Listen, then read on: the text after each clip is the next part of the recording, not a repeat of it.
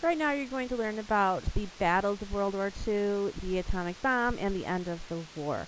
As you can see in the photograph here, that is a photograph that's taken on VE Day, that's Victory in Europe Day, and that's after the Germans have surrendered, and everybody is holding the V for Victory symbol, and they're very, very happy that the war in Europe, at least, has ended.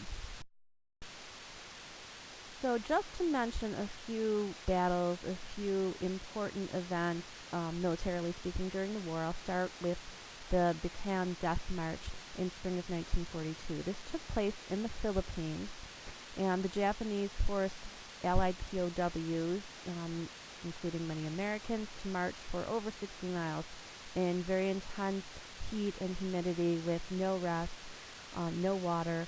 Some were beaten, tortured along the way. About 10,000 of the 76,000 or so on the march died. More were dead when they arrived. Well, they died after they arrived at a series of prison camps where the Japanese held them. So that was obviously a very low point during the war. Another point that is a little better is the Battle of Midway. That's June 4th to 7th, 1942. And that was an important turning point in the Pacific area of the war. The U.S. regained naval superiority in the Pacific, and at that point we will start to try to get to the point where we can launch air attacks on Japan itself. And that's where we began island hopping. So island hopping is pretty much like it sounds. We're kind of hopping from island to island, strategically chosen islands that will help us get to Japan. So key islands so that we can reach striking distance of Japan, so that we can launch attacks on Japan. But first we have to have control of several islands along the way so that we can get closer to Japan to launch those attacks. Again, we don't talk much about battles in Europe at all, but obviously the big highlight would be D-Day. That's the invasion of Normandy, which took place on June 6, 1944. And the Allies were able to liberate Paris by late August, so within a little over a couple months after the invasion of Normandy, I should say. And I know that many of you in Global Studies last year probably watched a clip of that invasion from the film Saving Private Ryan, which is a very accurate portrayal of what happened there. The army there was commanded by Dwight D. Eisenhower, and Eisenhower is a name that you will certainly hear again because he will serve as president during the 1950s. Adolf Hitler, of course, committed suicide April 30th, 1945, so he was never actually captured by the Allies, but obviously Germany surrendered, and VE Day means Victory in Europe Day, and that is celebrated on May 8th, 1945. The photograph you see here on the right, it's from Life magazine. It's a very iconic, famous image in American history. And everybody was so happy that the war in Europe had ended that they were just celebrating, cheering on the streets. And this sailor apparently was just out walking with his friends, kind of celebrating, taking in the atmosphere, and he saw this attractive nurse on the street, and he just grabbed her and planted a kiss on her. They did not know each other, and they didn't really know each other afterwards because he just kind of went on his way after that. And then there were several people over the years who kind of claimed to be these people, but I know within the last few years they kind of tracked down who they probably were, but they never connected again in real life. It was just kind of one moment in time showing kind of a jubilant atmosphere as a result of the victory over Germany and Italy. The Yalta Conference took place in the Soviet Union, actually the area of Ukraine in Crimea. It was in February of 1945, and the big three were there, FDR, Churchill, Stalin, the Allied leaders. They basically discussed plans for how they would divide Germany after the war, because this is just a couple months before Germany surrenders, and they know the end is imminent. Free elections to be held in Eastern Europe. Stalin agreed to that democratic elections would be held. They also discussed trials of war criminals, so that led to the Nuremberg trials in particular. There were also trials of war criminals in Japan that we'll talk about. And Stalin agreed to enter the war in the Pacific now that they were done fighting the Germans on that front. It was followed later, a few months later, by the Potsdam Conference, and that was July through August 1945, but FDR had died by then, so Truman was president. He took over instead of FDR, and it was just further planning at that point. At that point, the discussion of dropping the atomic bombs on Japan was discussed, and that decision was shared. You've likely heard of the Manhattan Project, which was the code name for the building of the atomic bomb, and the whole project was precipitated by Albert Einstein writing a letter to FDR saying, hey, the Germans have this technology, they're planning to build this massive bomb, they've been able to split the atom, I think you should have some scientists on this case too. And so that's the beginning of the Manhattan Project.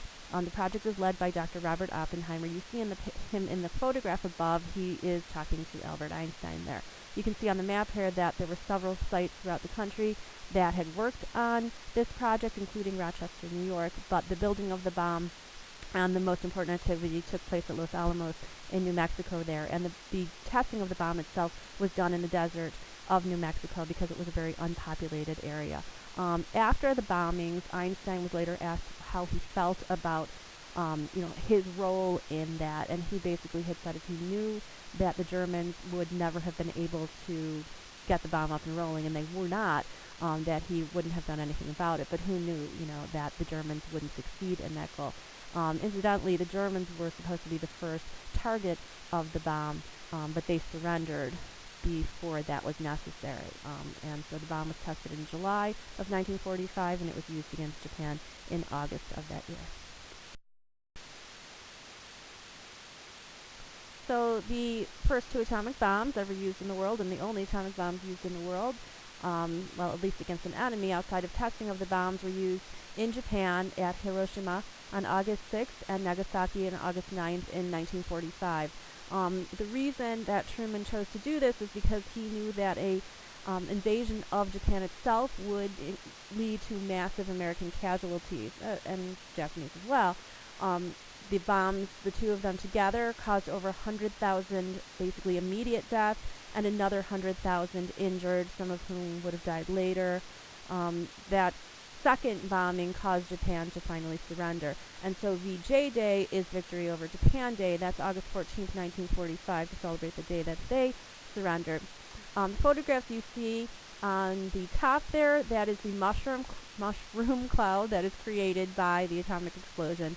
And then on the bottom, you see a scene from, I believe this is Nagasaki, and what's striking is just how destructive it is, but then you can see the pillars and the top part of a Shinto shrine that is remaining after the blast. So it's kind of a haunting photograph that's really famous in world history.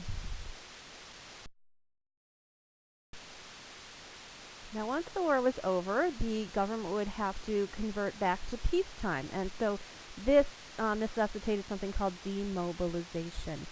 The armed forces would be reduced from 12 million soldiers to 3 million, so a drastic decrease in light of the fact that the war was ending and we were going back to peacetime, and we would no longer need such a large military. Price controls are going to end. So during the course of the war, the government places price controls on certain items. It definitely has some regulation of the economy, and those wartime price controls are removed from certain consumer goods. So you're going to see a period of inflation after the war, but wages are going to stay the same. So that's going to cause some difficulty for people in their purchasing power, essentially. Because of the inflation, because of the difficulty purchasing goods and affording goods, there was some labor unrest, and there was a great demand for wage increases. In the midst of this, Congress passes an act called the Taft-Hartley Act, which says, first of all, there needs to be a cooling off period in which the president could delay a strike if it was believed that it threatened national welfare. So that would be particularly in defense-related industries. It forbade closed shops, and closed shops meant that there were certain factories and industries where you had to join a union if you got a job there. It also said that political contributions by unions were not allowed.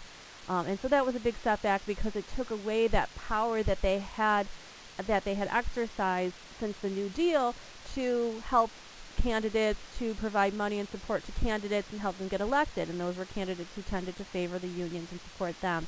So this was a setback for labor. After the high point of the Wagner Act in the 1930s and the New Deal, this was absolutely something that was to their detriment. On a more positive note, more women and African Americans were in the workforce.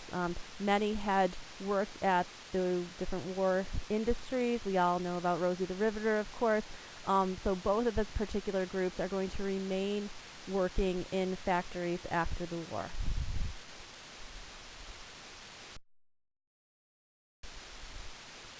So as I mentioned, demobilization of the military meant that we were drastically decreasing the size of the military. We needed much fewer soldiers, basically.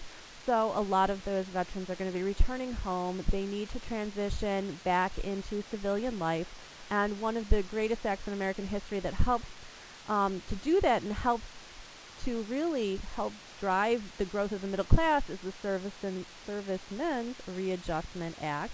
It's more commonly known as the GI Bill of Rights, and GI means government issue, and it refers to like the uniform and the gear of a soldier. So that's why it's called the GI Bill of Rights, and it provided all of these things to the soldiers, particularly subsidies to continue their education, and that's the reason people today still join the military. They can get a certain amount of money for college, when they're done. So this provided a lot of opportunity for veterans to go to college, and a lot of these people were people that previously would have never been able to afford to go to college. So this really opens up education to a new group of people, and that's why it helped to increase the middle class.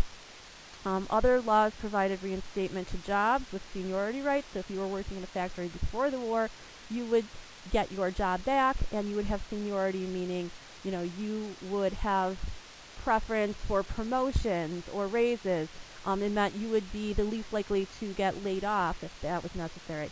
It gave them unemployment benefits as well, and it gave them, more of a leg up opposed to other people in the same type of position in factories. It also gave them government loans to buy homes and businesses. So low interest loans it provided them, and this really allowed these men to come home, get an education, get a decent job, buy a house, probably in the suburbs, maybe a cute little picket fence, get married, have a few kids, and that all adds to the baby boom that occurs after the war.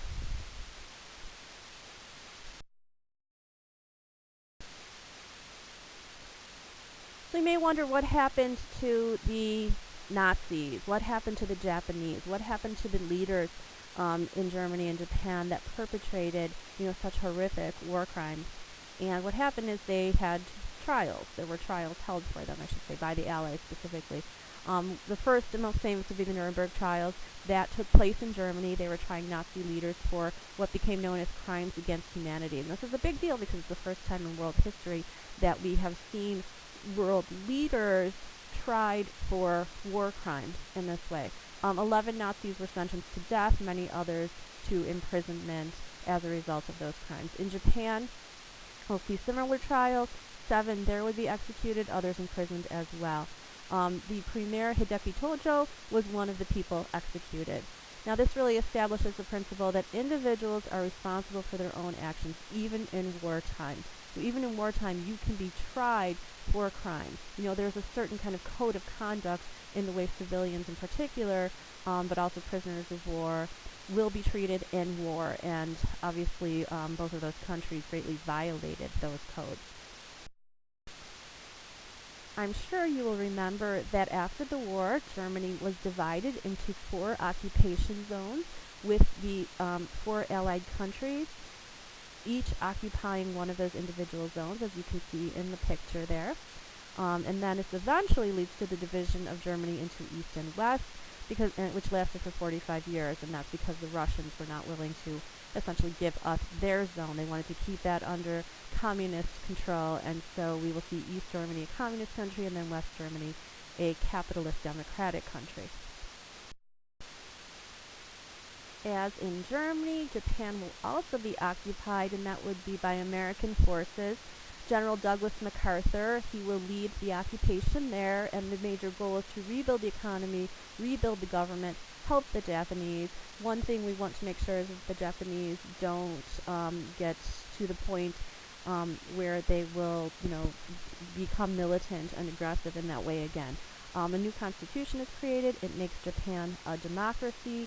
Remember, that had been an empire for many, many years. The emperor himself had to renounce his divinity because it was believed in Japanese culture that the emperor was divine, and because of their loss and their surrender, he was forced to say, hey, I'm not a god.